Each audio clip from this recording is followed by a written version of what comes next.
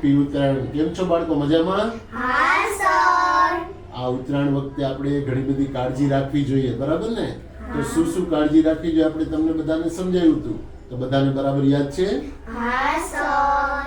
અચ્છા, તો કાકડિયા રીધમબેન તમે જણાવો કે શું કાળજી રાખવી જોઈએ આપણે? પતંગ ચગાવતી વખતે આપણે સમજદારી, સદનામ અને સાવચેતી રાખવી જોઈએ. જ્યારે બાળકો પતંગ ચગાવતા હોય ત્યારે આપણે વાલી તરીકે તેમને દેખરેખ રાખવી જોઈએ અને પારાપેટ વગર છત કે મકાન એનાથી પતંગ ના ચગાવવી જોઈએ અને ચાઇનીઝ દોરીનો ઉપયોગ ના કરવો જોઈએ, કેમ કે તેનાથી પક્ષીઓને નુકસાન થાય છે. સરસ.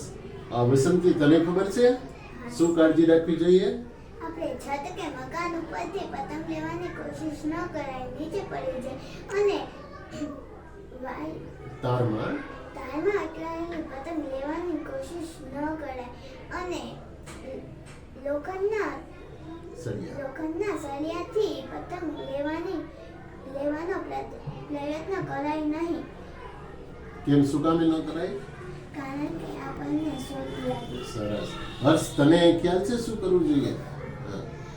અગાસી ઉપરથી કોઈ પતંગ ન ચગાવાય, ખુલ્લા મેદાનમાં જ પતંગ ચગાવાય. ઉત્તરાયણની મોજ મજા માણવી જોઈએ, પણ કાળજી રાખવી જોઈએ. સવારના 7 વાગ્યા પહેલા પતંગ ચગાવવી ન જોઈએ.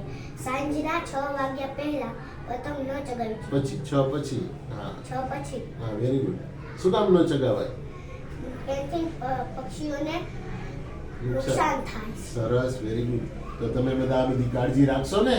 હા સર. અને તમારા મિત્રોને કહેશો ને આવું બધું? હા સર. સરસ, very good. Happy Uttarayan. Happy Uttarayan.